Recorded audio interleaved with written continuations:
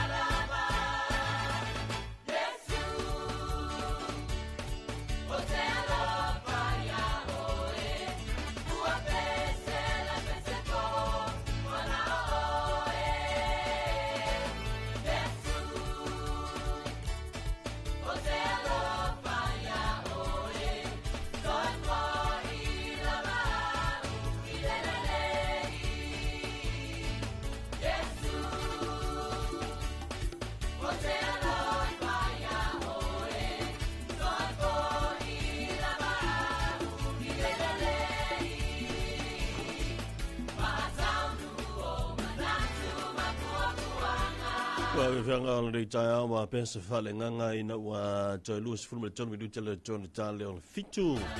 I le tautua mana ngā le tu e pisi o whonga Samoa pe ona ian whasaralunga. Le hoi taia o la tau ia o le aso tofi. Ia o le hoi masina o Februari o nei tu sanga o luono.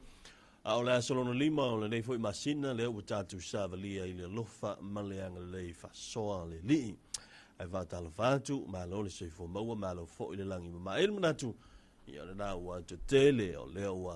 ta pena mai mu fo mai a ua fo i ia le amata ina o ngā luenga o le nei fo i a se tofi. Mā lo le fo lau, mā lo fo i le ono sai ma le lava pale.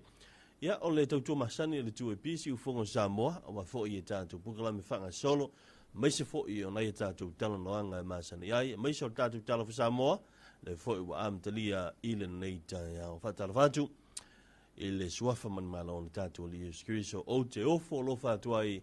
ilo to pa ia malo o to mamalu le to ngafta mine se fam talanga wa on pa ia la vai mai ale va o ile fa va ai o a mai le tai au i ta benanga ile to amta yo nga luengo le ya stofi ia po nai le me uma o e foi nai me ile o ato to no se lau pusene. Ia tātou talo i le tua, ana le i le tua i le wholaunga ma le amtanga o whiau mga ruenga o le rei aso. I ui na mo ia e whapena lava fo i an whaafitai i le tua. Ai whatala whatu i wompanga masani na litu tua e le ngatu sala whai mrono maa palima whapena fo i maupolu. So nga mai le longa msala tu ainga nai vai loa whatala whatu ma loa lun sai ma lo fo i a le tau tai. Tātou se atu inisio le tātou whaafianga sei foi o le tātou polo kalame o le talo fa Samoa pe ona i foi ia le nei vaenga o le taiao.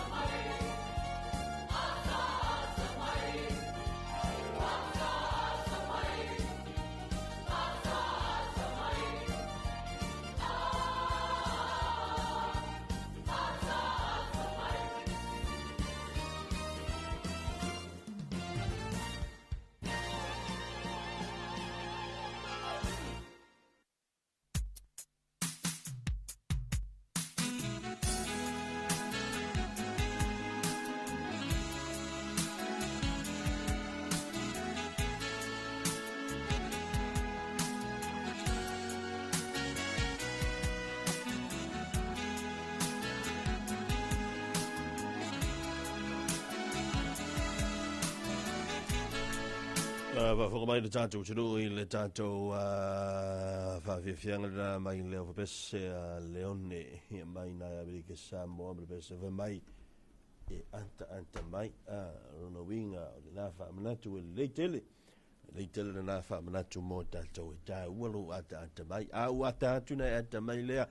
no ata tu ai fa pena ona iho ia fa pena lava ona tatou ye pe ai le ne foi vai tau le fata amata tau sanga e mo mia le ata mai ata ifu anta ane ai lo waka kusole ai pe kau e te fa no mai ai fa no mai ono fa no ai fo ile ai ata mai ono ata fo ile ai vo le taimi ai fa no mai o te ata pe ono no winga e ta un tele le anta wa le anta e fai ona va tu ya te oi se vai malu ya I fo ile le I ate o pe fa I se me o fa le ton o aini va fo ile le o fa tu ulu I lo ma fo fa ya ta o te le ata o la solo so fitul basina nei o february o la ma pela fa tu ina fa nga palo tele tite tu malo e lua ina ile tu malo sa fa numero tasi mali tu malo o vasingano numero lua ile montu sa bai mo na le o yai na mai ai li unga fam sinonga ya mo le tumalo sa fata numero tasi ya ma sono yai no fo sa yai le fainga palonta ile to sangan tene lu onu lima le wa fa pena na no ai no fo mo le tumalo ta pena vo la to fainga palonta le titi o basingano numero lua o le sa fa fua le no fo le tumalo ina o mai ai ona mon moriatu le sambre malo mai le fainga palota o le lua o lua lima le ane tau va fa sui tau va tu tasi mon moriatu I loa mon moriane ina o mai alfa tu tonga I le vainga fa fai le fa tu ile tu sambo tasi ta e tu sai malo tu la fono le mafai lava ia ona suia sau vaenga fa apu fai a fa pea ua mahea ona whaatautoa lo ia o ile palemene.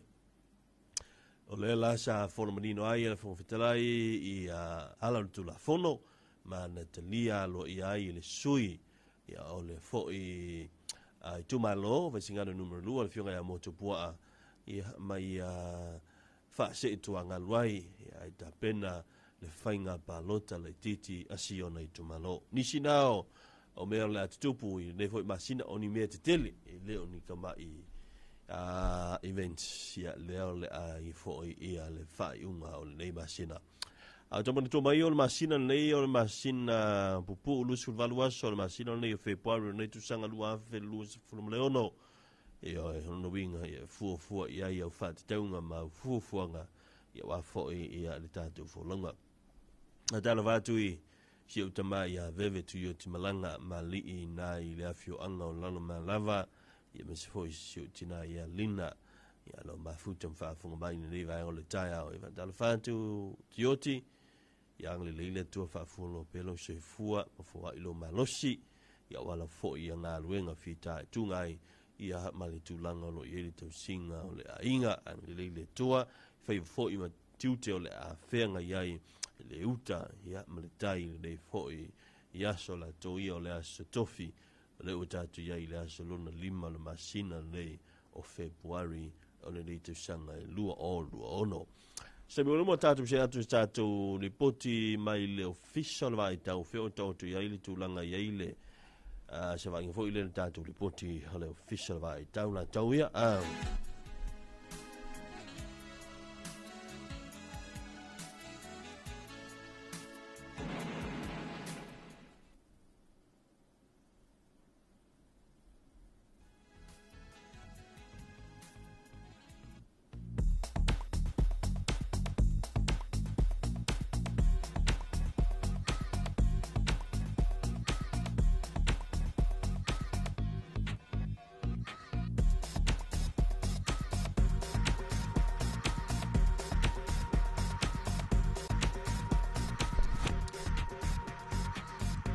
wa tanu mai le tatu lipoti mai le official vai tau fa mtalanga winga lo wa le tau numero se fulu tasi mo lo fanua ba o Sami Samoa Peo na wha mawina lo fisa la vai tau le tu lai lima le tau nei le stofi limo Februari. O whaleanga ina whautuanga mo se vini maa losim whautuanga mo ngā sami, lapta inga mo timunga mafa, ma lapta inga mo lolonga.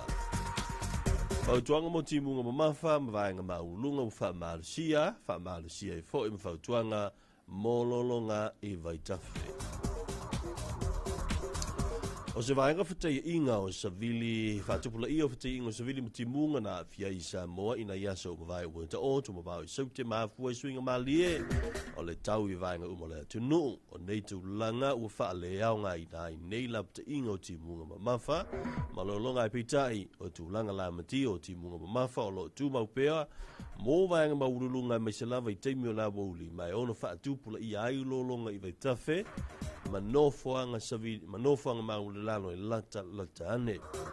O lea ua te wha maare si ai whautuanga mo timunga mafa malolonga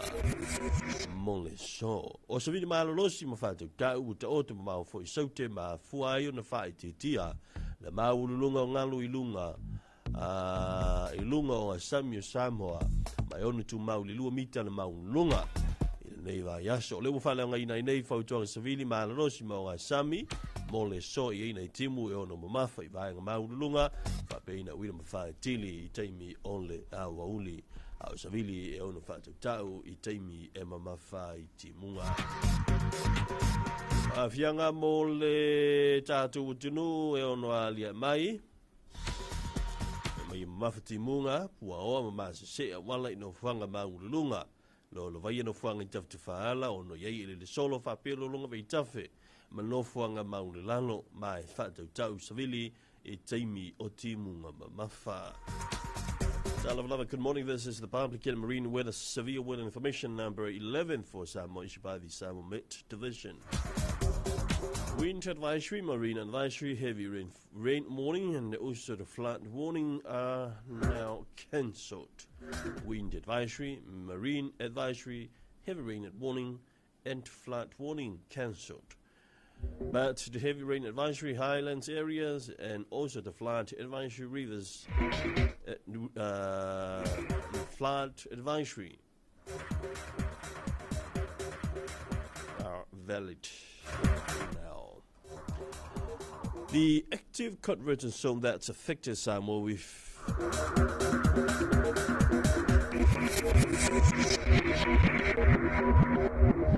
the weather over the past few days has moved further south,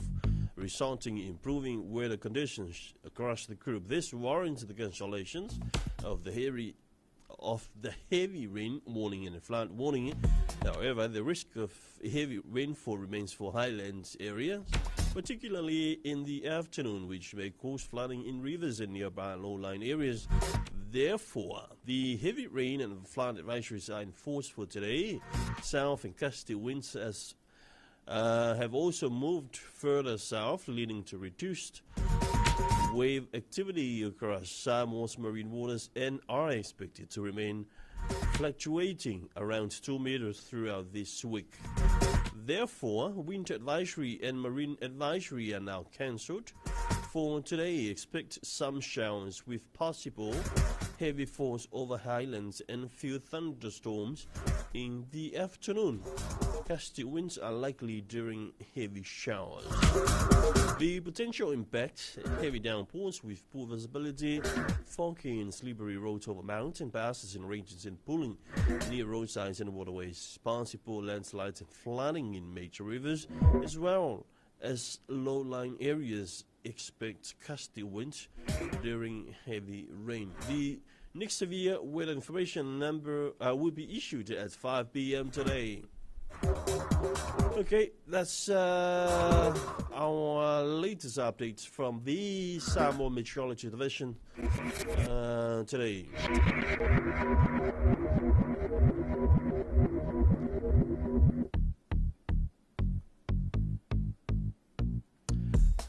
But let's have a look at forecast for Te Galau. Good morning. This is your weather forecast. It's by the Samoa Meteorological Division at 6 a.m. today. Situation: in most northeasterly winds flow prevails over Tokelau. Forecast to midnight tonight for Tokelau. Cloudy periods with some showers and moderates to fresh northeasterly winds and moderates to rough seas. Further outlook, cloudy periods with some showers and isolated thunderstorms. Next updates will be issued at 3:40 p.m. Tau le tau mō lea tu lau sau nia le fisa le vai tau le ono le tau nei. O winga le tau o savili mai mātu I sae o lo ofiti ai lea tu lau. A winga le tau mo te lau se iau lia le valuanga le poa na nei fe mei a wōni se teimi mrai timu. Pe o lona whaasana le māna losi mai sae, savili mai sae. Mai mātu sae o le sami esi I whaasolo ina so. O vainga I ona tu atu o le a wōni se teimi mrai timu. E ai whapena I wila ma whai tili. Okay, folks, that's all with the forecast issued by the Sound Meteorology Divisions this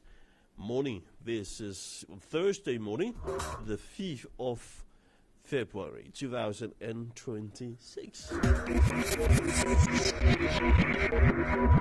Ala tatu se atu sa tu whawhiwhenga mai ane seto whale moe. Ia ma tatu whawhiwhenga ina lefo I taimi o whaasaralanga le tuipi. Ina o tole ma taimi rawati o toi ono minuto tona tā leo le fito. Tā le fito tatu se atu tatu telefo. Pēna tamina vainga telefo.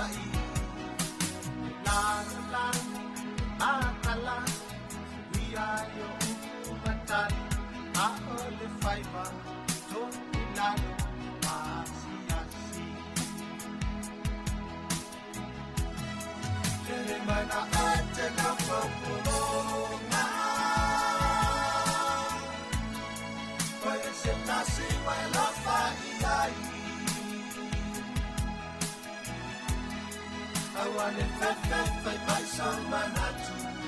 ua e fulitu mai a tatu uina tu ai le alu te kaunu ukare o mana o na ule pea oi lau saula tonga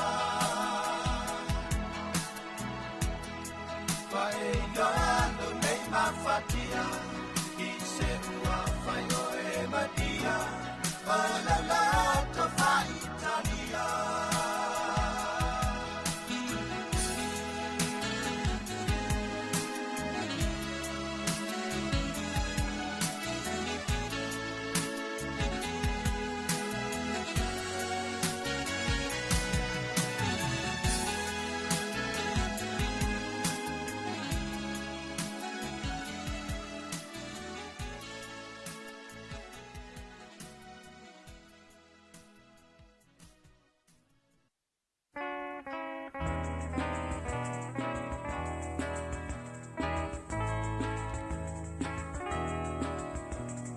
Oi papalo tama ua e sola Atia ia umelele ala le ola A fai uai ai se lo tava Ima ua e sola ele ai o sa Kangal mai te paka fa maluan tola te fa o te tatu fa fi fianga na mai le singa fa savalu te paka ia on le ua tatonu le tula fitu e tau na tu ina tu ai tatu tala fou mai vai fanua pe en table ina vai ngo te fou ia usmela fa fonga te fou le fo vai ngo le tai au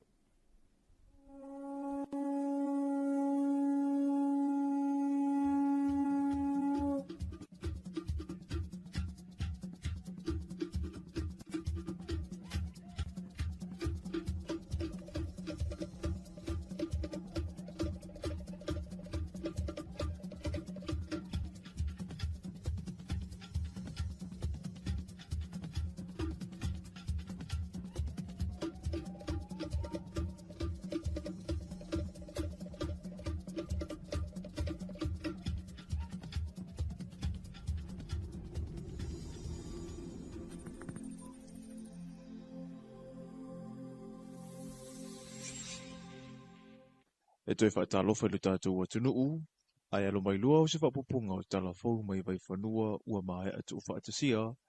mō lau whaafafunga anga i tala tumua,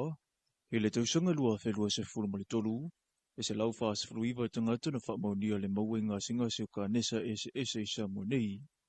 O whaamaunga lau tamai ia o loo ilunga o le tusi o fuafunga mga adwinga whaatino, ale matanga adwinga o le soifua malolo ina mai le tausanga wha le tupe lua whelua lima, se ia o i le tausanga wha le tupe lua whelua se fulumale iwa. O le aso wha o Februari tausanga te itasi, e una ia i pēr le wha la putuputunga o le soifua malolo ina i le lalangi. E mai se le matanga adwinga o le soifua malolo ina i Samoa nei, whaapea fo'i ma le sosa i e teo ka nesa i Samoa. O le aso e whaata ua i whaasoa tangata soifua, puipuinga mai le whaama i le ka nesa, ma ia malamalama fo'i i aunga, ai o a fuanga fo'i o le nei ngase. I le whaamaumaunga i lunga o le upenga o whaamatalanga le matanga adwinga o le soifua malolo ina. Ua ta ua i le sili atu o na to tele o le itupa te maitai e a fia na i loa lii, ma o le ka nesa o le taufale, a toa ma le ka nesa o le susu, e o pito sili o na mawalunga le hawhai o te maitai, ua a fia ai. Isa mua lava i o le ka nesa o le susu, pero se tate, ka nesa o le whaai, ka nesa o le pau, ka nesa o le taufale, o le ka nesa o le manawa, lea o lo matele i na lia e mai. O le whanua noa ngai pēu na whailoa i le lipoti, o le tele lavo ngā singa se whaatoa i loa ani o le ka nesa ua mauai, ai ua o i le vaenga wha po le stage 4, o se tūlanga wha ale tonu. E ui ua wha ingoa inisi o le wha maioti, ai e tari tonu le matanga luenga o le soifua malolo ina, o le wha wawu siaki, tau sisi i tau mawha pāleni, te te atu i le awa malosi ma le tapaa, Whapea leuna I o le whaasoaina na ngona pe a whai ua masaromia wa awhia, o I tui e vau I ai leo ngaunga wa awhia ngā, e tula I mai ma whaasoaina I se soifua. I le whatole taulanga ua mai tauina ai le toetele o I la tau e faulinga mai, ua whaale tonu ma fau, o loo nofonofo I luma whale o loa ma aisi tupe ai. O le whaafita uli e iai ni iso I la tau e whaali winga le tau pulea, pe a whai e le tuina atu iai se leni. O le ofo atua tau mafa ma se leni ia I la tau nei I le loto fuatia ifo, o le whailunga o le anga le leiwa maasani I tangata Samoa. I anga tau sili whaaleanga nuu ma le whaaleanga ngā. Ewi I lea na ta ue le suira mtanga winga o leo whale pui ma leo la toe fuata ina, e mawhai o na whasoson I lea tu ma lea ngā. I le whaatupula ia o lea whai o tangata whaapenei, I no fuanga whaitele. E le mwhai on ta fia pe fa pe o le fili la to ya ngai mai no se le le tu ia ile anga lofa pe ta ma le dia ta to ta lo atu ta mo a mun foi na tu la o lo ia fa le mai mi o le ma to te ngalu pe on sa no kun sin ai wa encourage la to fa wa fa ta nga vale mal vale fa po ono tu la nga le o le lo fa ngi tu pem se le tu nga ta lo le tu awa fa ia o le ve tu pe awa na ave ma me pa awa wa itu tu sa le ya me le me sa kha ngal wenga fu ile United Nations ele iron currency na ya fa yo me ono ma fu anga na ele ma vale ne ai lo suru ba ya fu ono tu pere ave ya ma na fa lo Na sau no fo ile afionga I komisina o leo I le taiminei, ua iai ni lipoti mai le vaenga tau inga singa se le mafau ale mtangal benga o le soifua malolo ina. Ua whaamauni ai e iai ni iso I la tau nei e le whaamauni I le anga ia toe whaatino tui, whaapea tonga fitinga, ma o le ngaruenga po ile nao lo ofeso son ia I leo. Olo iai ale mental health you ka mo ki ave iai. La fo ua ko extend la ko facility e whainga la ko holdinga ia kaka ia. A whapela ke ua violent ke le pe ua lama ki aile soifua ma le ola kakalau kele. E whaianga wala au mai a mako whainga ko ka bese mai ma ave ka. A whapea fo I le whalongolongo mai la ku ia le wawe wala au mai a o le fo ua longo fo I leo whaasoro ako ia kiu kei kai. Inga ia uange ia whainga sesi lau kele. E pe ko ia whainga fo I o lo a fia le mawhauwha. E lima se fululua I la tau na whaamawina le a fia isia mo le whiwa o pona iwi, I le vai aso wha o le tau sanga nei. E le ngatau polu e whapea fo I masala whai, ma ua moli mawina I pea le iai o mata upu I le ngase, I le atunuu. Ai maise I le nei vai tau susu ma le tele o vai toa e tau tuufua I namu. Ua whaamanino I le awhionga I a tangaloa Dr. Robert Thompson, I le whaataranoa ngā matusitala I le nei vai aso, na whaamania mai mautanga se I atunu I whafo lo o la tonga lulu e whaatasi. Ua ngai fo I lunga le numero e wa awhia I le tua inga lua le vairasi o le whiwa o pona iwi, po o le dengue virus 2. Ai talu o na pepesi mai le a whaamai le maasino a perila lua whenua lima, na o le tua inga mua po o le dengue virus 1, na maatele I na fia I le to tele. Ia le ala koe ave isi ka ko samples I Australia I le vidro lab I melponge koe test. Ia po o tu maulava le predominant o le 10v1 po le mea ua predominant le 10v2 I le teminei. Ia pe ona silafia o le whaamai pona iwi, po le whiwa pona iwi o le whaamai whewea I le namu. Ia a olona ai le ese o ngā tōwhitinga. Tasi le vairasi e le ese o ngā tōwhitinga. Ia ai whaamoe uma I le tōwhitinga I puipuinga. Ia puipuinga mahasani pe on tatou silafia o le whaamamare le o ta whaafale. I mea tau tuufua I le namu. Mai se lava I le namu species e lua o le Aedes aegypti ma le Aedes polynesis. Whaato ama whai o na whai loa le to iai o le whaamai sa mua pe a whai e mai a ne a solua se furu ma le walu. Mai le a sona maua I singa se mulimuli, ua le toi maua se tangata wa fia I siama o le whiwa o pona iwi. E ese mai I le whiwa o pona iwi, ua iai fo I singa se wa fia I o tātou tangata I le taimile nei. le whaamai e pe ona iei le manawa tata o le fulu. Ia, whapena whaamai e whewea i e awhani inseti whalafu a pe o le namu. Ia, maisi. Ia, wa vaenga mua ia o tūlanga o tatou fulu. Ia, whapea le manawa tata pe o vaenga e lua o whaamai e lua o mai tauina pea. Mata i tū pea ele mtanga aluenga temi nei. O le temi nei, o maise lava le manafta ia o matauina le amata ona nga ilunga ia whamaumaunga o whainu mera o ilato wa afia, maise lava i whanawiti. O puipuinga mo le soifua manuia le o lo pese mai ei pea le mtanga luenga ilunga wala whaasaralonga, ma nabolokala me whaalawiloa ma o le tarusanga le soifua ma lolo ina ia utangia ma mana ia mo se sa mua saunga le mu. O tātou tālafona mo le nei vaenga le aso manu e telefuafuanga o whenga iei ma le atunu u i le nei aso o le lolo wa le tau.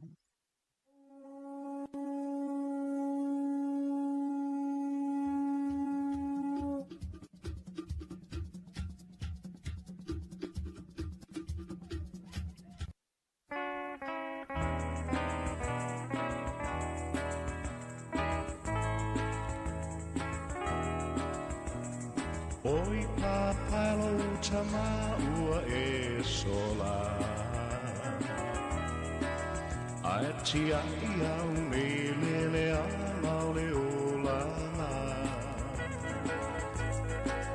A fai uai ai se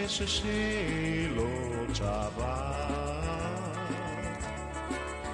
Ina ua e sola ele ai o sautala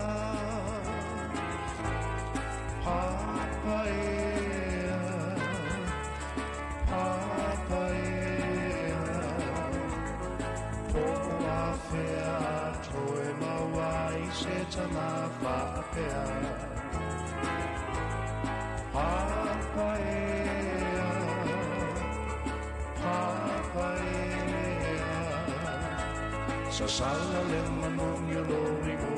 ai luna olea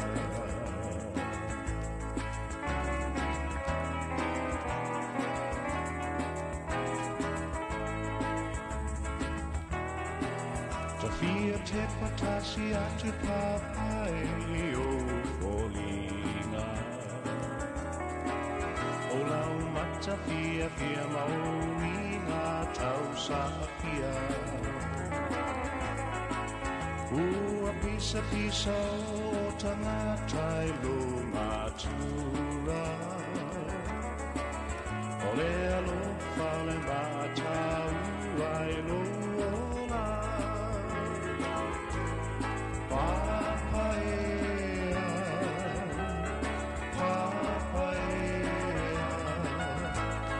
O a fea toe mawai se tana whapea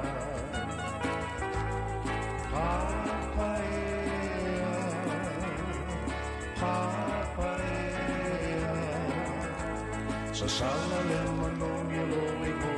ai luna olea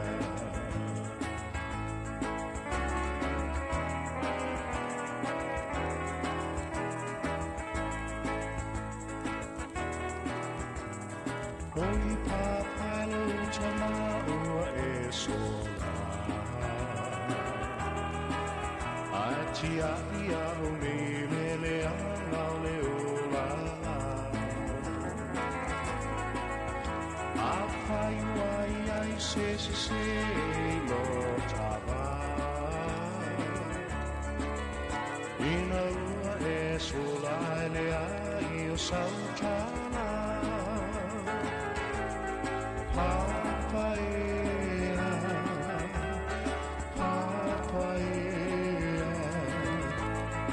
O a fea toe mawai se tana whapea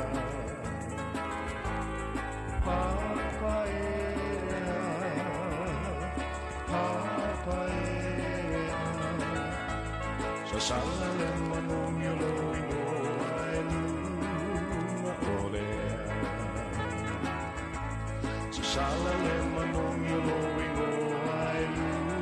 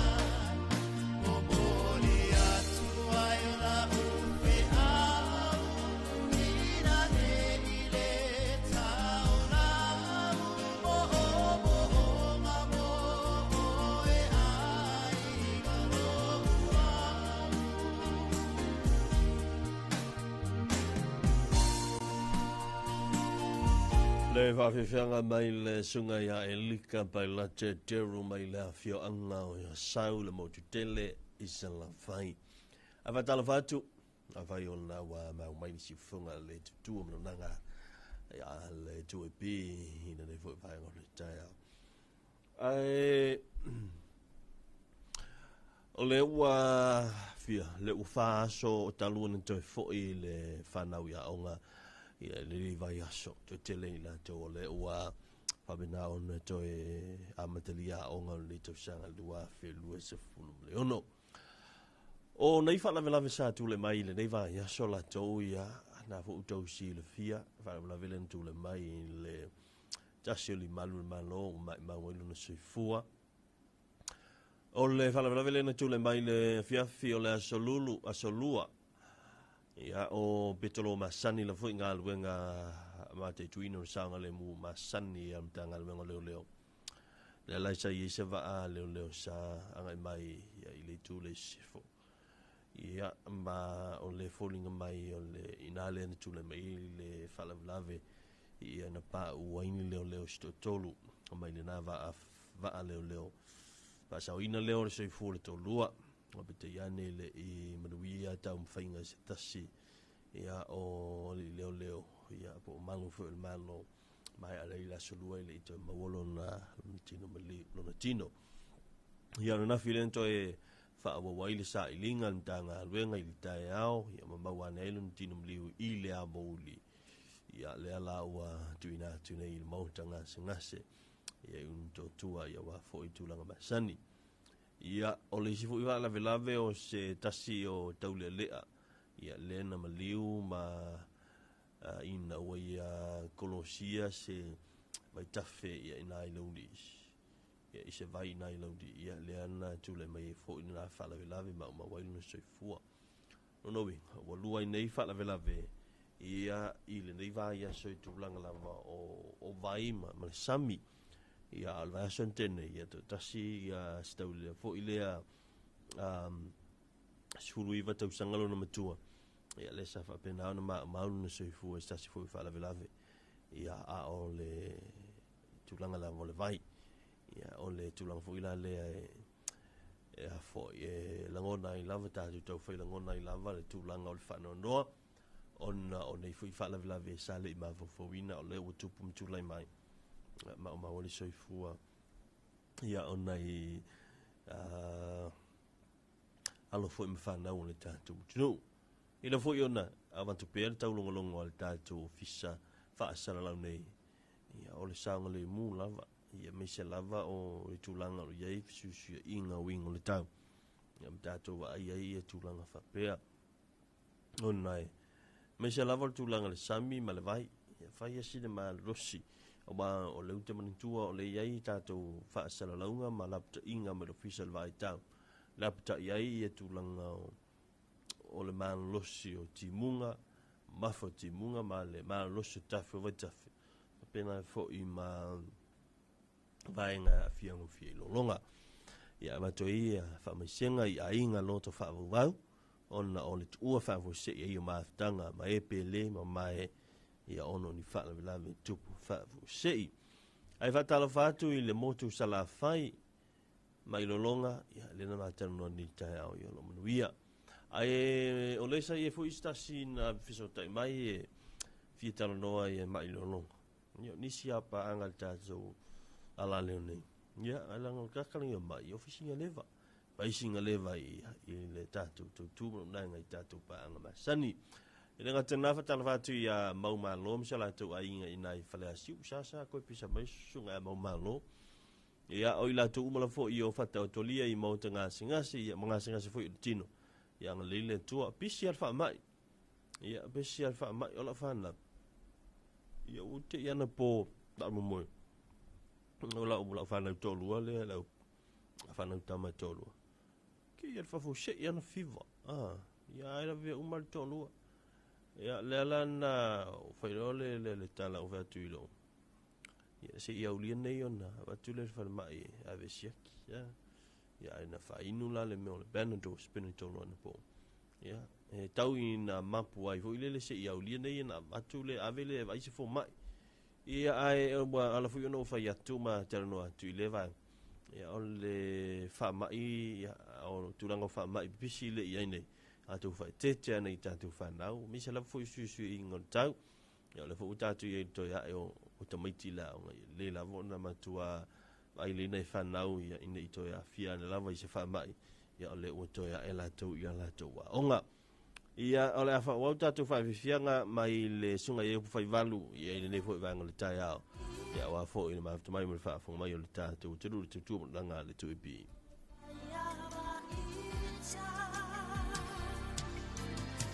So alofa ua ofili ole ato e foi le tama sabani telo ona e tama foi sabani lo baita ai lesu ai no pole tape naina uana ole oti e tata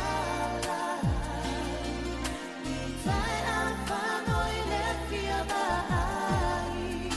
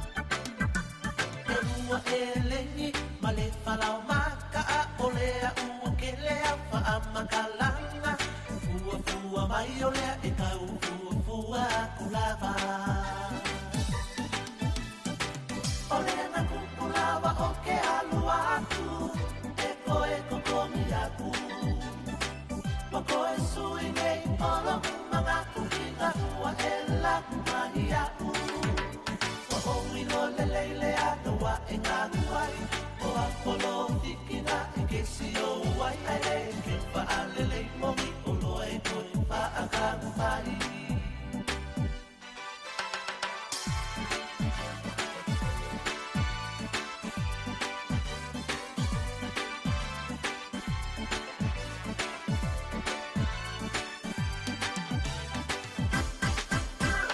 Okele imakafa asala mo aku e valu kalala ku ai kala ku a ulea wa e pisa ma e wa ia ia u kaluanga fai olo vale oloa e ngao ngao faka e le ai ni oloa sili ole komule nai ku wa ia uoa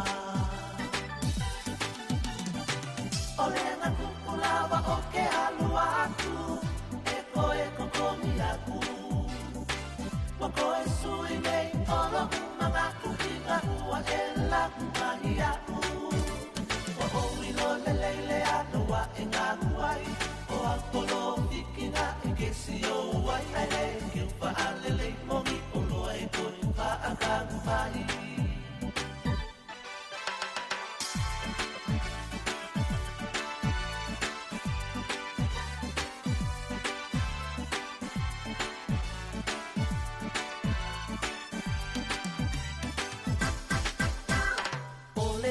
me hawa o pale kamaka ke pule lava o ele ka o oloa ai uai ai ka ua fa akula na inga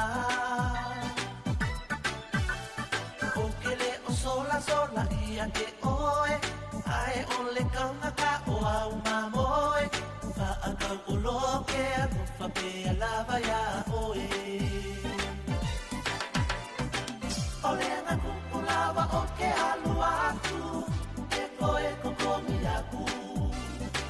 wako e sui nei olo mga kuhinga ua e la kumahi aku wa o wilo leleile ano wa e ngā huai o apolo hikina e kesi o wai ae ke upa alele mongi o loa e koi pa akamu mai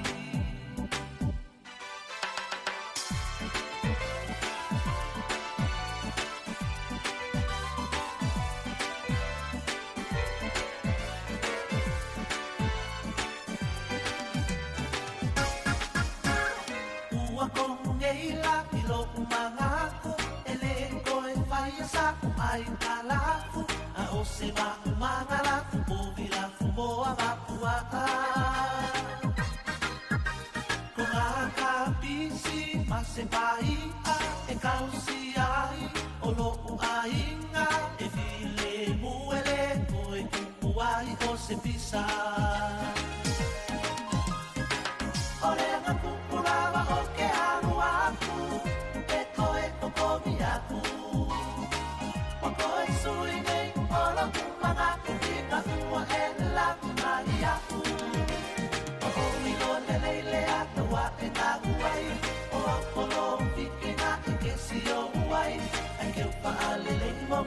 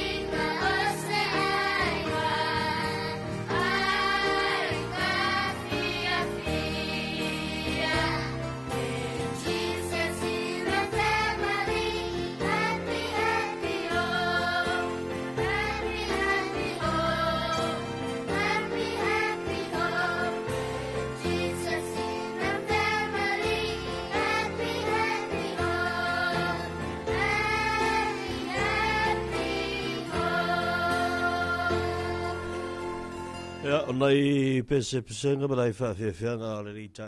ya mo nai fa na ole fo uta pena tu ya onga ya le tua ya ile aonga le yaso ma wo se me aonga le yaso atamiti ya wa fo tapo inga nai matua la to yang le fo ile tua I matua le fo yo le ta pena tu ya wa le na tu nai fa na ya onga le fo I ta ya la to ia fa pena fo yo na malutia le li ia la uma o le a ia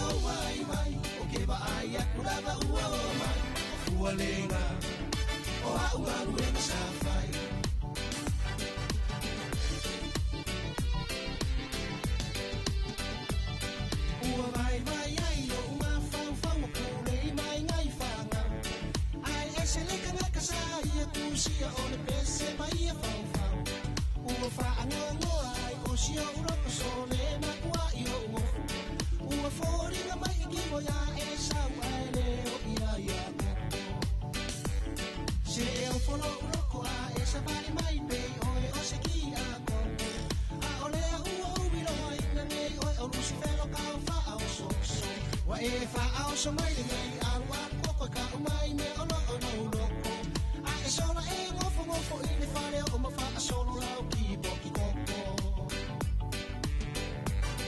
Se oso e runga o le fua aua e kusa uma lava ka ua. E loa o le aulo i le afi pe a kala ngoa ka ua. O nga au fai a kuloa lea o a ulanga sa mua mua a mea foi oe. I lo fia ma fua mai fua.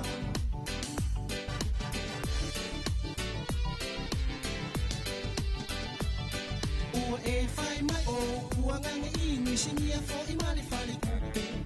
O ai o la ko ingoa o te fia lo ai awa o a ule e tule. Ai o la ko nganga ko kukuli i le fale karu ai o le lima kango mani. Lale ua fia fia ai lau ko ia inga fa a kawa i langa karamani. Ua e fai mai o ke fo i aku e fa al makaya o ia pe pe pe. Le ai fa fe kai kupe ai inga e fai ai le kon fai ai fe pe. Ua uma o ma fa ai e o papa e le ai inga o lo kama. Ma ua kasi ai ngei ma le fili fili ai fai au masa o ole ai. Fai aku ole o ke lau ai fa ala la mai lau fai ngau. Pa ai ange se supo kako nga ki kausi ama fa ngau. Ao o ingo wai mai o ke ba ai aku lava uo mai. O fua lenga o au malu e na sa fai.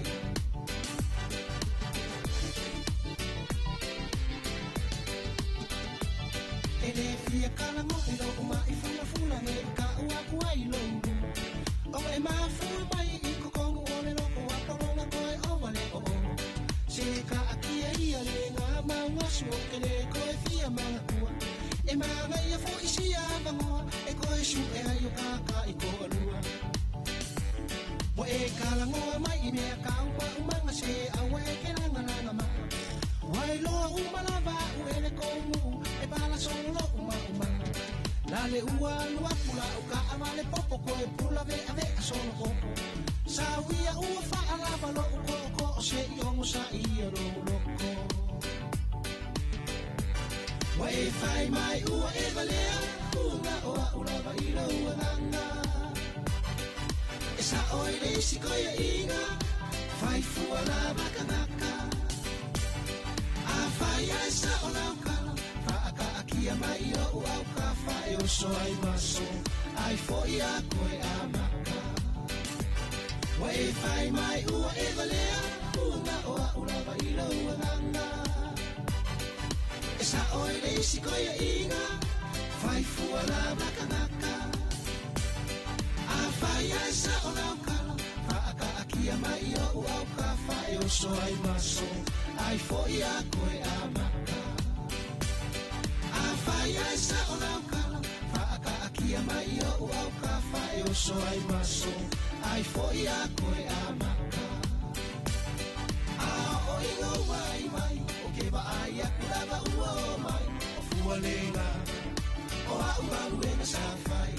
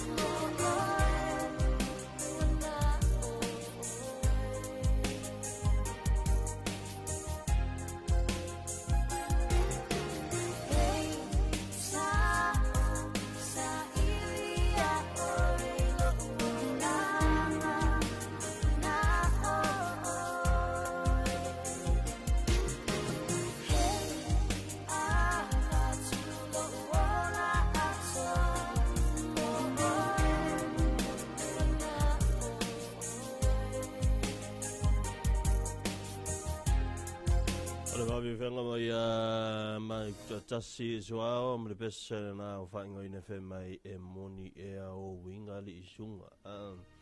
e no mo tu le mali tu mo wa ti tu pi e o le wa ta tonu lava le tu la valu e ne fo te mi o ta tu fa se longa ya te fa ta fa tu ya e le malu tele ta tu no e lo va bena fa fo mai ne fo te mi o fa se longa tu pi ma lo le sai ya me se fo i la to le wa ta pena tu ya wa fo i ga mata yo nga wenga ole nei ta ya us me fa fonga di bina tu ta tu fo mai vai fanua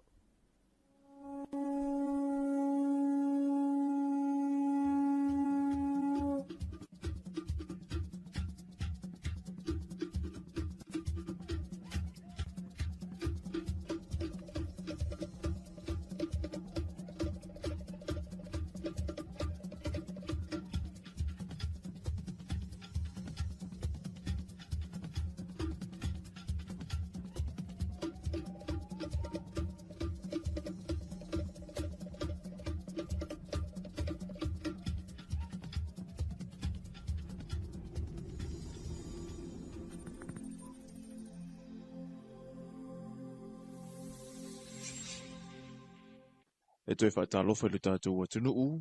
ai alo mai lua o se whapupunga o talafou mai vai whanua ua mai atu whaatasia,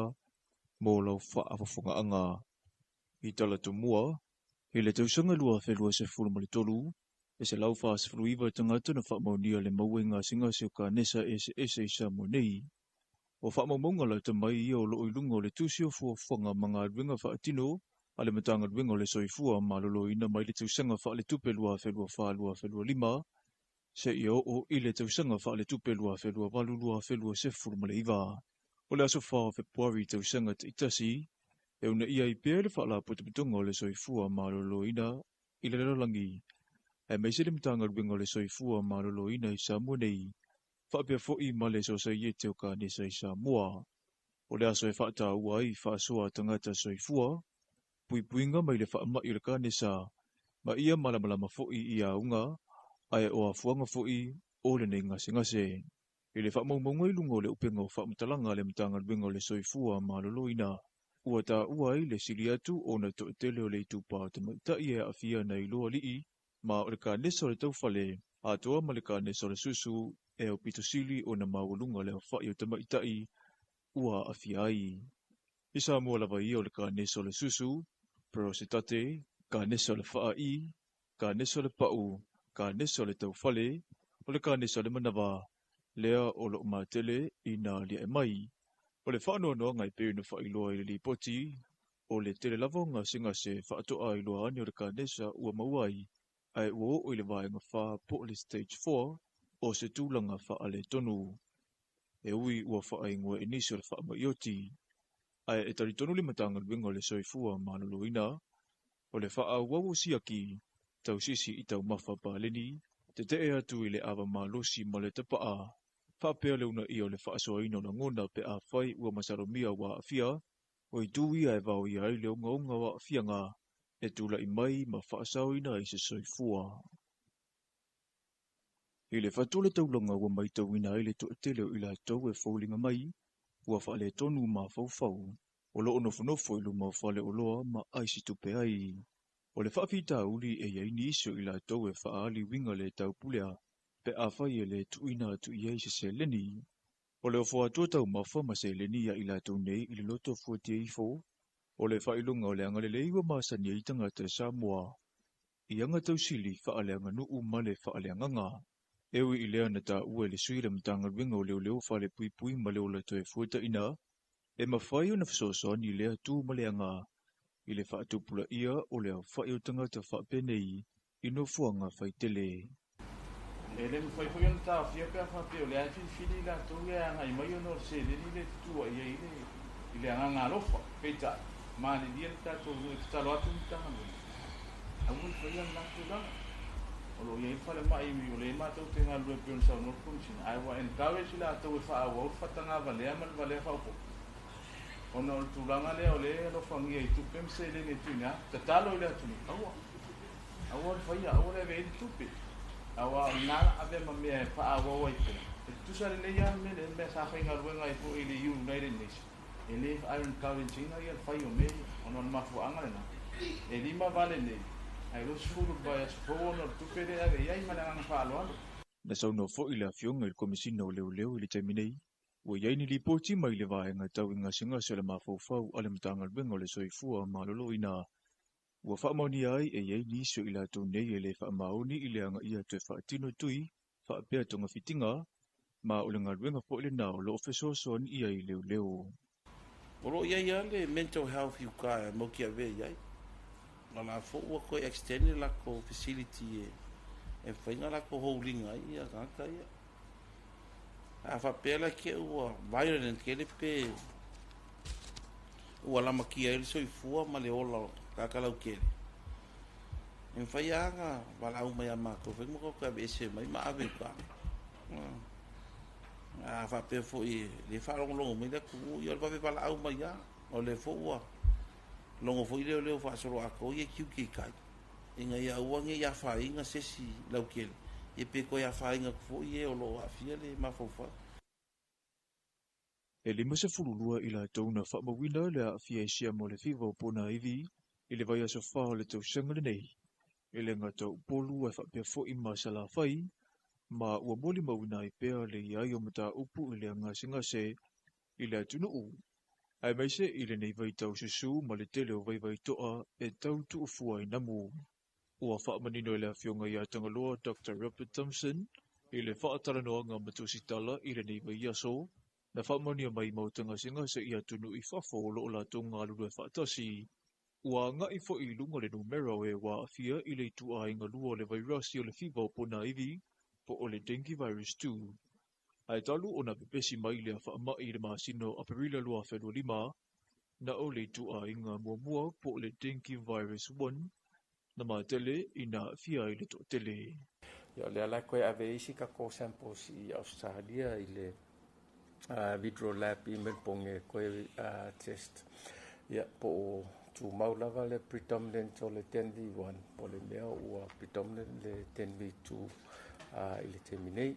Ia pe ona silafia o le whamai pona iwi po le whiwa pona iwi o le whamai whewea i le namu ia a olona ai le songa tonfitinga tasi le vai rasi e le songa tonfitinga ia ai fa moe uma ia tonfitinga i puipuinga ia puipuinga mahasani pe on tato silafia o le fa ma le o tafafale i mea tau tuufu ai le namu mai se lava i le namu species e lua o le Aedes aegypti ma le Aedes Polynesius. Whātu ama whai ona whai loa le to iai o le whaamai sa mua pe a whai e mai a ne a solua se furma le walu. Mai le a sona maua i singa se muli ua le toi maua se tangata wa fia i siama o le fiva puna iwi. Ese mai i le fiva puna iwi ua iai fo i singa se wa fia i o tatu tangata i le taimile nei. Le whaamai e peona iai le manawatata o le fulu. Ia, whapena whaamai e whewea i e whone inseti whalafua pe o le namu. Ia, maisi. Ia, wa vahenga mua ia o tūlanga o tatou fulu. Ia, whapea le manawatata pe o vahenga e lua o whaamai e lua o mai tauina pea. Mata i tū pea e le mtanga luenga teminei. O le teminei o maise lava le manawatata ia o mai tauina le amaka, le amata ona ngai lunga ia whamaumaunga o whainu mera o i lato wa afia, mai se lava i whanawiti. O puipuinga mo le soifua manuia le o lo pese mai ei pea le mtanga luenga i lunga wala whaasaralonga, ma nabolokala me whaalawiloa ma o le tarusanga le soifua malolo ina ia utangia ma mana ia mo se sa mua saunga le mu. O tātou tālafona mo le nei vaenga le aso manuia telefuafuanga o whenga iei ma le atunu u i le nei aso o le lolo wa le tau.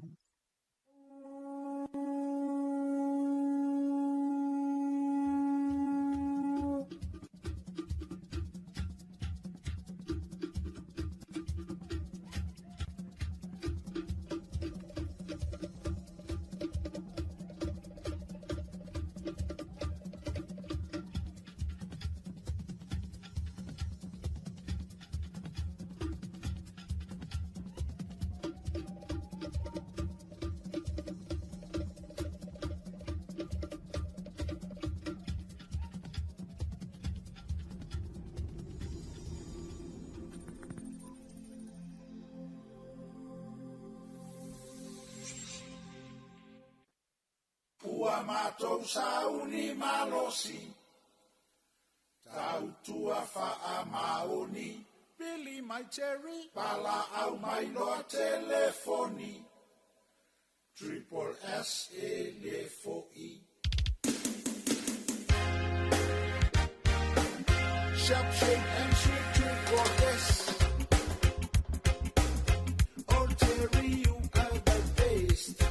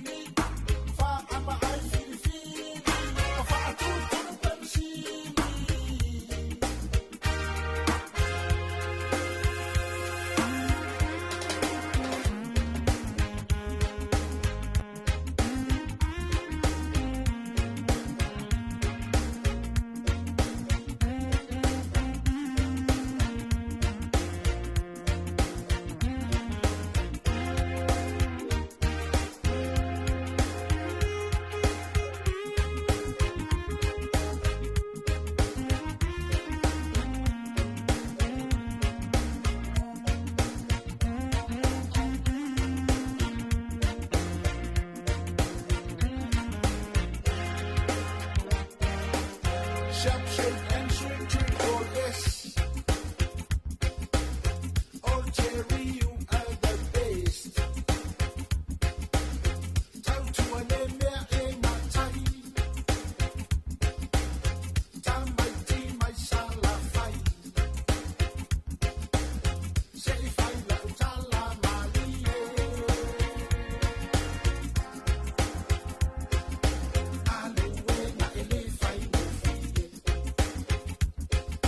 Fai na tale suena o le fie. E tu i atu ai wo mai male mai le.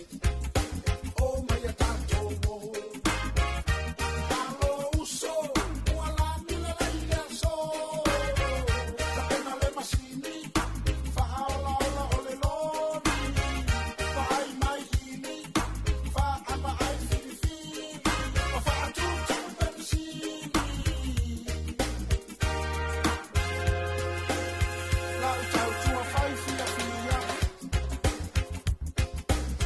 Na lue lava ma musica. Tipi se la au la proa. Se pei ole emo ole mata. Tu loi le masini e lo ti palai. Ole tama o sasa e mama fai.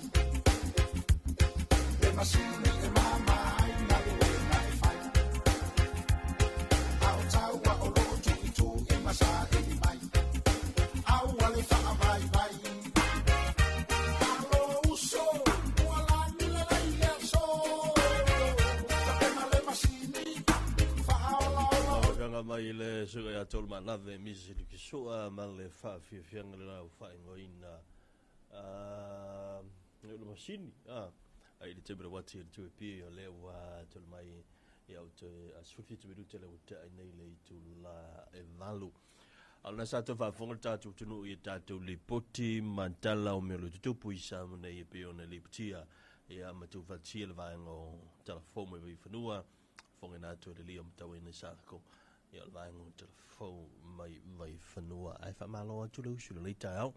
e fo i tunu ngai to tele la to le o mai tu mai fale fe nga luenga ya mai se fo yo nei fa na o le wa tunu ya la to fale aonga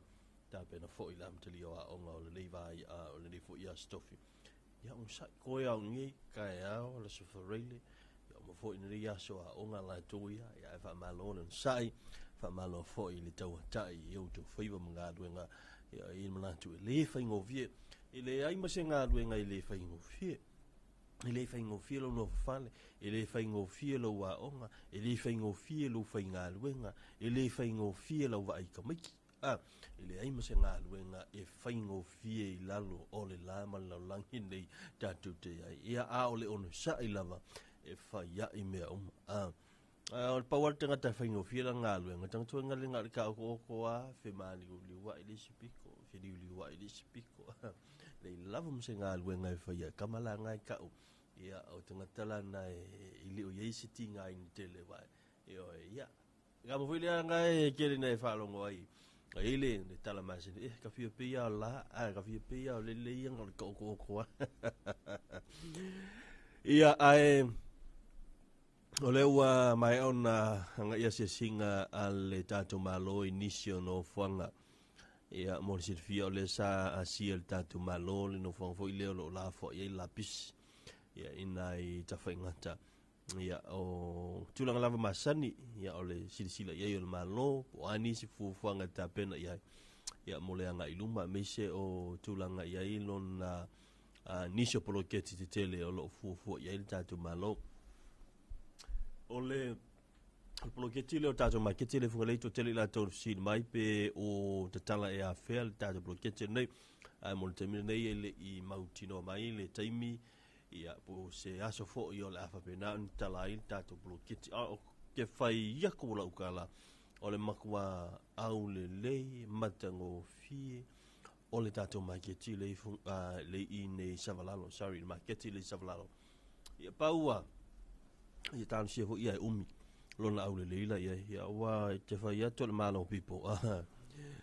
musu lava umina le leise me ia talusia ia umi ia wa tatou tutilo ia le faingofie le taungofie ia le tau fo yo nei I tu ainga polongeti ia ai ua tau mawhai lava le tatou malo ina ia whaatau nuu mawhai ia ona mo tatou tangata Samoa ia tatou tutua ia misa au whai whaatoanga o le au whai ati nae whai whaleoloa maenga umwhabena ia o la tau lana leo le a maua le avanoa e whapena o ne sau whai le iai I tutonu I le ili ia le ise pefu mwanga whapena pe o tatou maketi na iai na fwy on teim ia e o le tūlanga le leili na pe o nou tau ngoi mawina waftai fo I malo tele o New Zealand ila tau le so tele mai na naplo keti lo I fo sao tatou ia tatou malo ma na fo se le ni ia ile na fo maketi ai o le valus 40% o le o le fo o le fatu penga o le fo so ani po le ploketi ia lo fatu pe ina le malo o New Zealand o le fenga no sia ile tolu tau sanga taluai nga lua tau sanga taluai po tolu tau sanga taluai o whapenau ni tūle mai ia tamata I Palemi a to Sinda Ardern ia ina ta ia le malo New Zealand ina fo vai te le la sa fa ia mali lenga ma sei ni li mai loa ma le fiong fo I le Palemi ia ina fo I pa inga vai atu le fionga ia fia me na mtafa ia ma amatai loa na whanga ioi le tūlanga leo le tu sia ino le ata ia lea la ua tātou tiro msisi la tia ia le ua amatai na tino mai ia ma u tātou wa ia lava le tūlanga au le leima le matanga o fie ia o le fui wha moe sa tau mwhai ai le tātou ma lo o isi vaenga na on toi wha mana tua tātou tinu ia le fui teimi ia mai se o le feve ia leo I leanga ia tule mo moli le whanau ia onga ma le tau foi mai ia o mai tauina ia le tulanga foi le I tulanga foi le ina I whanau ia pe uma le a onga ia malua kwa ia ka whao I le isi ka mai kiki umaange ia ua fiu le matua su fiu whaatali le whale a onga ai o le tau o le vaenga le una toi whamanatu ono ni mtau polo alia mai ia ta uole le iai pe o matua ia pe le I o le tem foi le tauntu wa ia fa ta inga tu wala fatas ia so lono winga tau na tal tasi wa o ia mai se level va nga light ia le pikino fa na light ia on meni o te mai titi so le o le matua va sa valia a fa mai alta mai titi pe alu te mai tile me alu e muli ai lava le ala nai na to fa na tu lava mto tu la lo ato ia ono ni mta upu ni fala lave o lo tatou moni mawina te tupu fo ina nei vai tau le soi fuanga ina o lusu tolu minuta o te le valu na tatou se atu ia to fa o tatou pese ia ina le fo vai nga o fa salalunga masani ale tu pi o le si ufonga o Samoa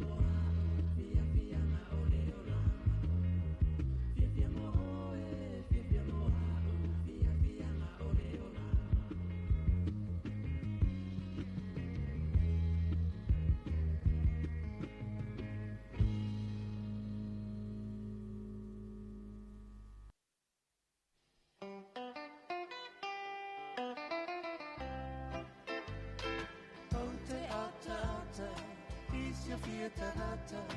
ai te lei loina, osio lei suafa, oi fili funa, i se fa i pula, po se moli pula, po se meriula. Maua e te va ai mai, isi o utino vai vai. Ona e whapea aia, so atuali i talafumasia mana. Oi ai o te whaiate, e si ala o manatu, i se alu alu, o se whasitanu. Avane ai oe ole no se, mala utine fulo mo fatasi. Ele ai sona pa umasi, na ona ti e ile ta avane afi. O te ata ata, isio fia tanata, ai te leina ina, o se lei suafa, o fili funa, i se fai pula, o se mori pula, o se meliula. Aua e te va ai mai, isi a utino vai vai. Ona e whapea aine, so atuali i talafumasia mano. Oi ai o te whaiate, e filia lau manate, i se alu alu, po o se whasitanu. Avane ai oe ole gose, mana o teine so mo fatasi. Ele ai o sona pa umasi, na ona ti e ile ta avane afi.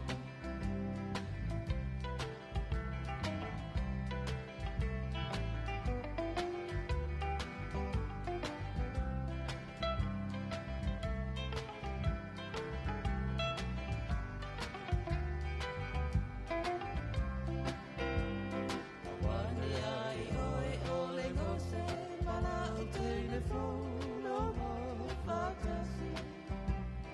Ele ai sona pa umasi, na ona ti e ile ta avane afi.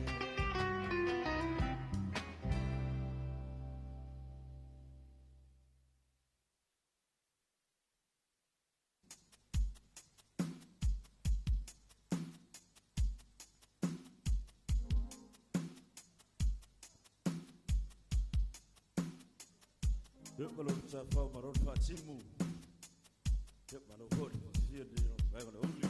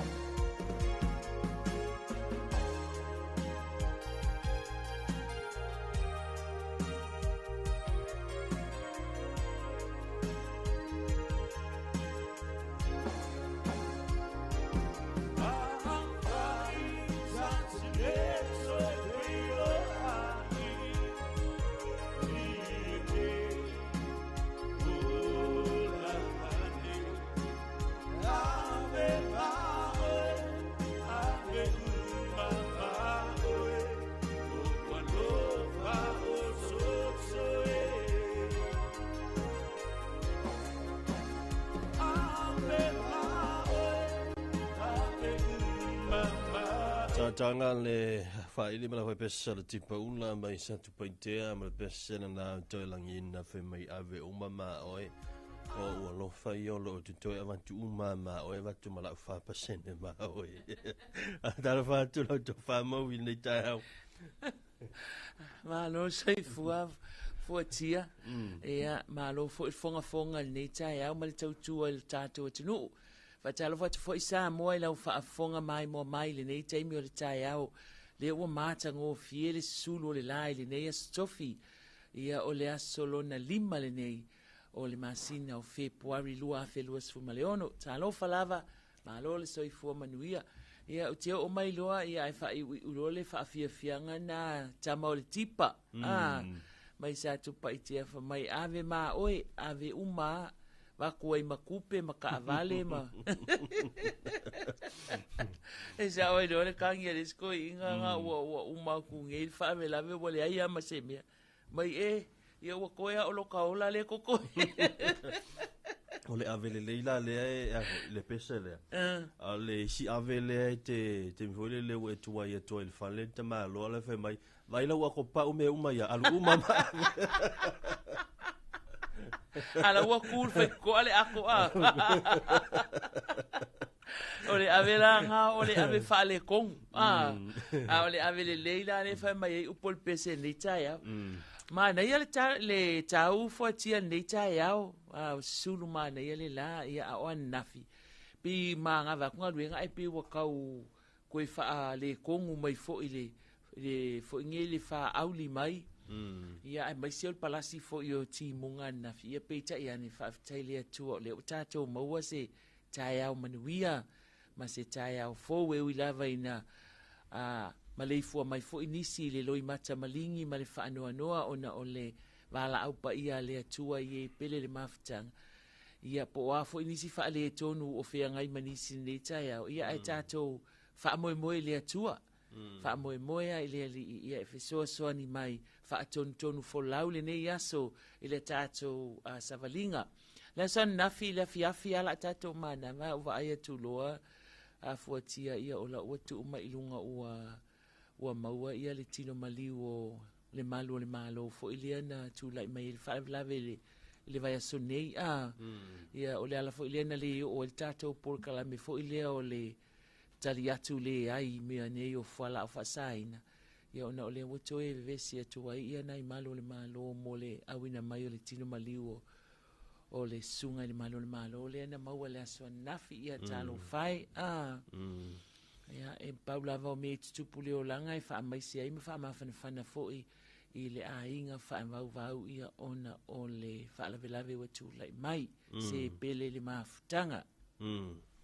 Ia asa le lava. Ai faisina telavou si malule al malo le fo isa o titiro ti ai le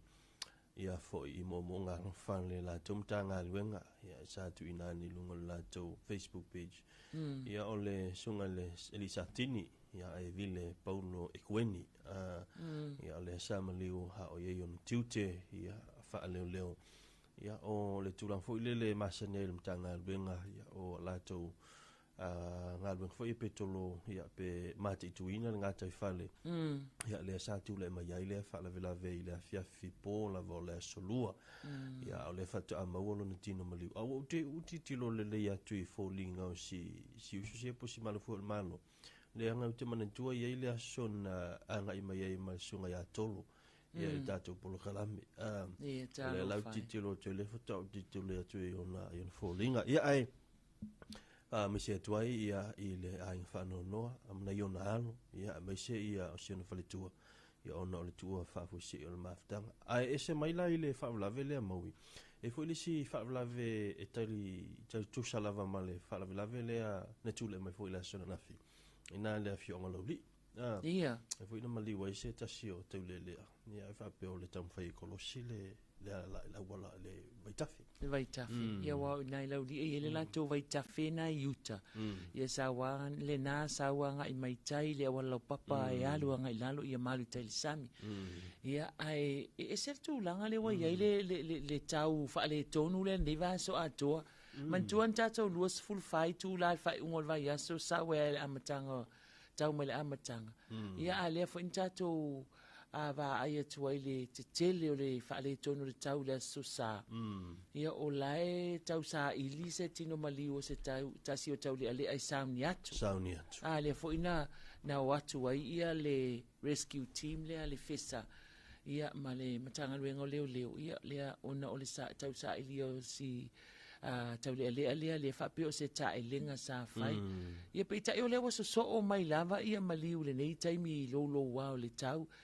ia e pei e avatu faafautuaga ai foʻi i lo tatou atunuu se i tautuanā o lea leʻi uma le tau susū lenei ma le tau uafā ma timuga ma lologa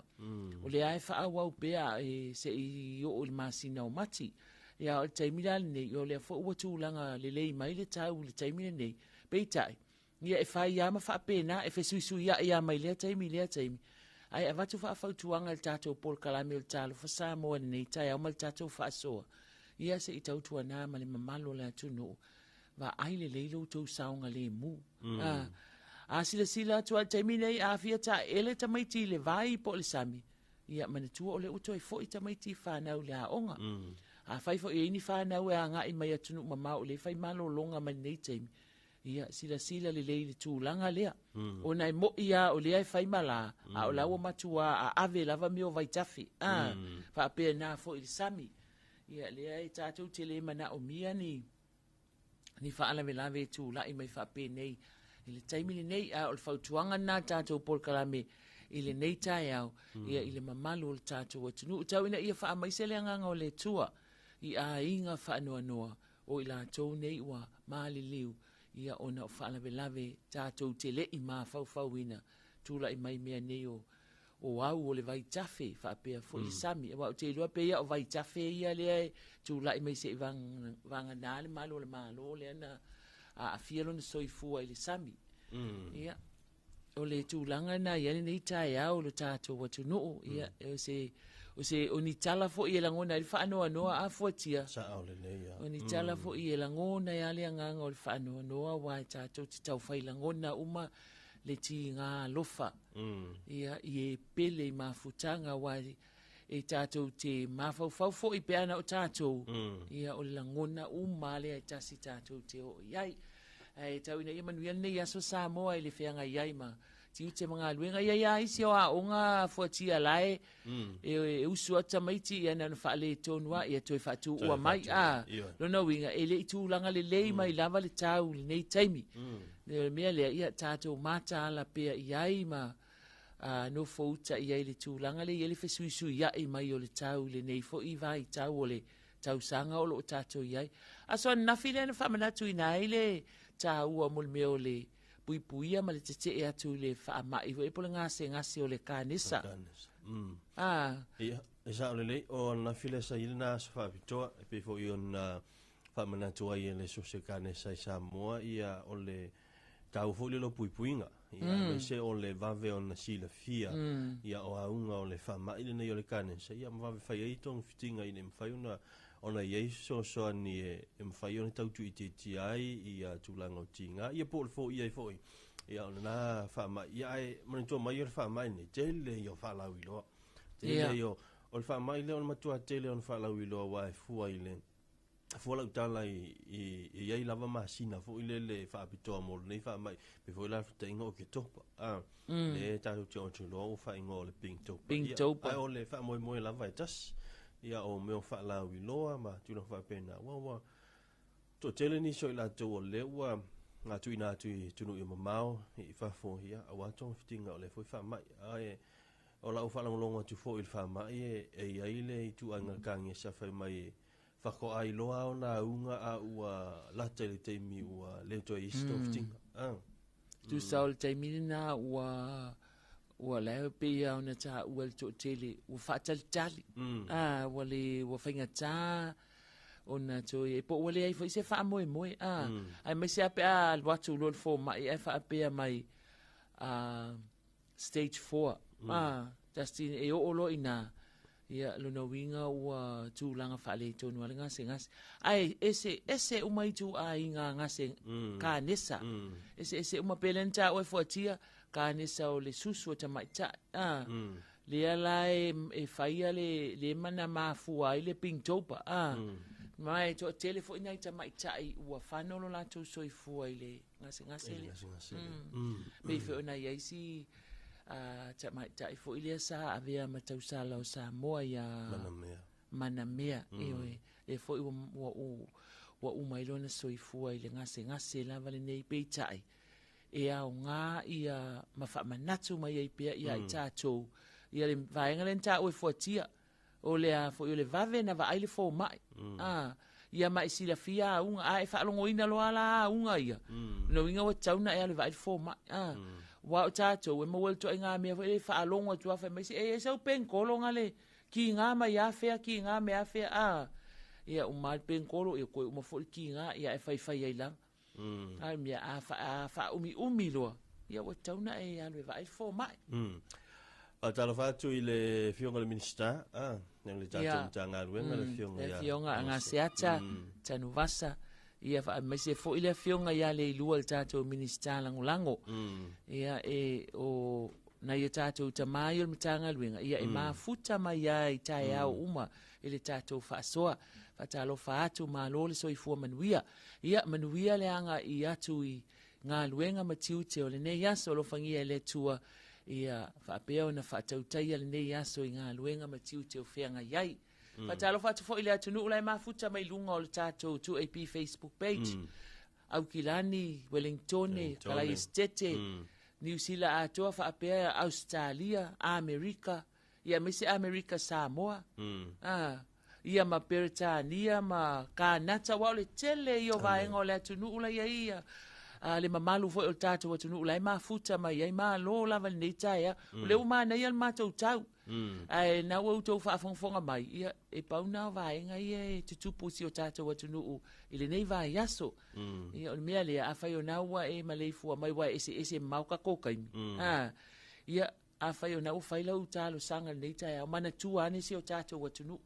ai mai se la tau whaanoa noa ia sa lei ai o talano ho i hei lantou ia ia tunu i whafo ia o le ia i tāpena ngā tele ho i le tātou tunu o i le tātou tutotasi ia o te lore nā ua silfia ia pe o le ato e o le tātou tutotasi tulang fo i le sa ia i la teimi ia tātou tu ngā vaa fautasi ia ma isi lava fo i vaenga o le a mwhai on whatenu ina ia i le aso ia mai se i lantou o le au whaafia pe ona ia tātou pese whaleanga nu. Ia o te lo fo ila o le a makua pisi lava ni sio nuu mafio anga. Ia wa au te loe e avele wala ulia. Ia i nuu mafio anga o le au mai e whaafia. Ia i le tuto tasi al tātou tinu ni tausanga. Ai o isi vaenga te tele ala tō ia o le reifui masina o le tātou whainga palo te lai titi. Ia, aso luas fulfitu. Leo loro mnei. Ia mo le tu malo wasingano lua ma le tu malo safata no tas tasina fa moe sa le fotia tasina fa moe o le afole no le tato malo ma le tato watunu ia ma le ofisa o le komisi o fainga palota ia o le ta pena tu ia i le fai ungol masina nei vai singano numero lua ia masafata numero tasi ia la fa pia lava na e mai mo mai fa fonga mai ai i le tautua le si fonga o Samoa le 2AP ia male ala ata le TV iva le tato malo i lana tautua au ina atu fo i tawal manga uma ia o ia fa moe le tato watunu ia o koe mangkuela ia le miangi o whainga palo ka ali i fuatia sikoi inga kau asonga nga kai ya kuloa i kokongo e sio nga finge vo ilea e fa mai e fa fia fa palo ka lo kama fa mai le office mai ia mai kusala life isa vali e kai american se so i ke pisa le ko le ku le ka nga kai ko mai ke palo ka ya simi o ke palo ka ya simi ala palo ka ia o akulo i kong wa kwa fa America la ke ia mali ele alu le fa tanga ina na alu se si jono le puni le e fa ia e nga ko inga fa mai America la office tama ele fa tanga ina na o nga o na o e male tenio le office le la lua o to tonu e fai lo pa lo ta mai o ele fai ngaru kongo se wa finge le ai ele fa tanga mai o ia o ke pa lo ka ya simi mai ia su mai tole ka nga kwa ngai ke ngi anga wa kwa ko kongo lai simi ya kwa nga kwa wa lo fa ia le wa tai tonu le potu ia o le a fai o wai la te pa o lau sui fa mai o lau sui wa pe ka le anga fa mai mai ke pa lo ka ya pe kelo kwai umale simile ngale o kele mai ai kusala o scrutineers la asimi la makwa ya lo fa ko ya mai ka lo fa ko ingale lango ai nga o kwai ko ngole poku ai wala le lo ko ingale le o kele ala ya mai kwai fo ya me tupu me fa nga pa no ta ia tasi na fa boe o le tatou atu nuu le nei masina ia o tatou pa whainga pa lo tala iti le ale ato i whaatino ina ai tu malo nei ia sa le o isina o vaing tele la fo i masina la tau ia ma tatou ngai ato i nisi fo i masina i luma ia o tatou fo lango ne te sanga lua felus fo le ono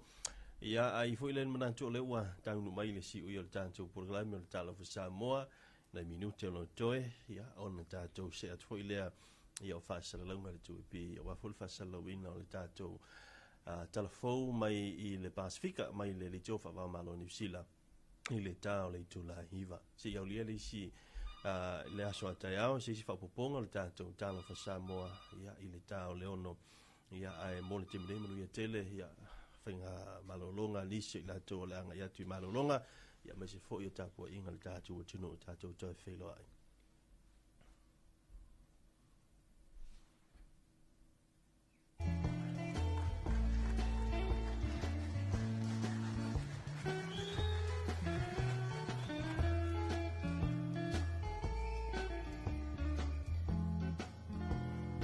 Lofo i au ki lani mawha a sola o umawhauwhaunga ia te oe Samoa wa a mea mafu a re tau alunga Anganu pa alo alo loa lo fau a pua i